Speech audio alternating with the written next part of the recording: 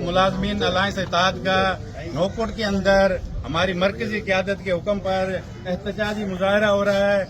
हम गवर्नमेंट को किसी सूरत में भी हमारे मुलाजमीन के हक पर डाका नहीं डालने देंगे और ये पेंशन रिफात के नाम पर जो ये झूठ बोल रहे हैं, गलत बयानी कर रहे हैं, ये मुलाजमीन जो 40 साल गवर्नमेंट को देते हैं, आखिर में उनको अपना और अपने बच्चों का ये सहारा होता है कि हम अपनी अच्छी जिंदगी गुजार लेंगे, लेकिन ये उन मुलाजमीन को फाका कशी पे मजबूर करना चाहते हैं, उन्हें ये रोड पर लेके आना चाहते हैं।